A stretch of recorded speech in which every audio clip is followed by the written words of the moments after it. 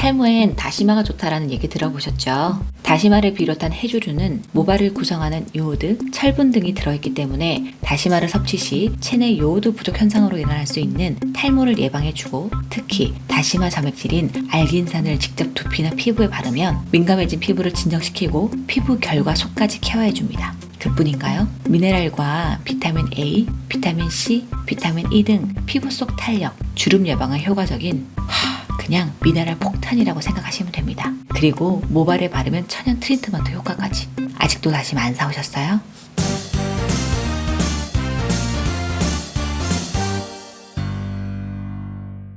만드는 방법은 시중에서 파는 다시마를 잘라서 물에 넣고 30분 정도 불릴게요. 염분 제거 작업이에요. 그렇게 다시 염분 제거한 다시마를 30분에서 1시간 정도 담궈두면 점액이 나와서 그걸 두피에 바르면 되는데, 전 그냥 하루 전에 담궈뒀다가 다음날에 사용해요. 두피, 피부, 모발에도 한 방에 해결할 수 있는 다시마팩. 건성, 지성, 민감성 모든 두피용으로 다시마를 이용해서 두피팩 하는 방법이 3가지가 있어요. 다시마를 불려서 액만 바르는 방법과 다시마를 불려서 같이 통째로 바르는 방법, 그리고 다시마 가루로 만들어서 바르는 방법이 있어요. 첫 번째, 다시마 불려서 액만 두피에 바르는 방법. 전 이 방법이 가장 좋았어요. 바르는 방법은 다시마 두피팩 하기 전에 먼저 샴푸하세요. 참, 처음 하시는 분들은 천연 재료에 대한 부작용이 있을 수 있으니 다시마수를 귀 뒤나 손목 등 피부 약한 쪽에 발라서 10분에서 20분 정도 테스트 후 하는 거 잊지 마세요. 그리고 나서 이상이 없다면 충분히 우려낸 다시마수를 뾰족 공병에 담아서 그냥 두피, 모발 골고루 발라주면 됩니다. 그게 끝이에요. 저는 두피팩으로는 이것저것 섞어서 바르는 것보다는 그냥 다시마 원재료만 사용하는 게 제일 좋더라고요. 그리고 남은 다시마수로 피부에 바를 때는 원하시는 재료를 더 추가해서 섞어서 바르셔도 되고요. 시트지를 이용해서 바르면 흐르지도 않고 훨씬 더 편해요. 충분히 두피에다 바르셨으면 온타올을 쓰고 샤워하러 가세요. 만약에 샤워하지 않으실 거라면 온타올 두르고 10분 후에 헹구시면 되고요. 전기모자 있으시면 10분 정도 쓰시고 난 다음에 헹구시면 됩니다.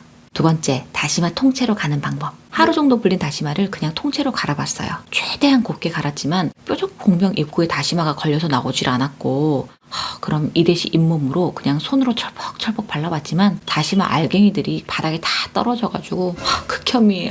그래서 다시마 발라서 두피팩 하는 건 실패. 세 번째, 다시마 가루를 이용해서 두피팩을 만들어 봤어요. 다시마 가루는요, 물과 만나는 순간 약간 젤리처럼 변하더라고요. 물을 많이 넣어서 개어봐도 흩어지지가 않아요. 그래서 뾰족 공병으로 바르는 것도 실패. 그래도 아쉬워서 만든 김에 손으로 또 발라봤죠. 바르긴 발랐는데 샴푸를 2번이나 하고 헹굴 때도 다시마 젤리가 어디 있다가 꼈다가 나오는지 극혐이에요. 저 이 방법 싫어요. 아무리 봐도 다시마 두피팩은 그냥 순수하게 다시마수로 하는 게 제일 좋은 것 같아요. 그리고 테스트한 김에 TV방송에서 디자이너가 불린 다시마를 그대로 모발에 비벼 발랐을 때 빗질도 안 되던 손상모가 무슨 트리트먼트 한 것 같이 부드러워진 장면을 본 적이 있거든요. 그래서 따라해봤는데 방송은 방송일 뿐 저 정도로 부드러워지진 않았거든요. 하지만 모발 트리트먼트 할 정도의 드라마틱한 부드러움은 없었지만 그냥 두피팩하고 남은 다시마수를 모발에 바르는 정도로 하시면 그 정도의 부드러움은 충분히 만족합니다. 얘는 일주일에 2-3번씩 틈나는 대로 하셔도 좋을 것 같아요. 자, 그럼 우리 탈리니 두리니 님들도 해보시고 좋았거나 나빴거나 후기 남겨줘요. 그럼 안녕!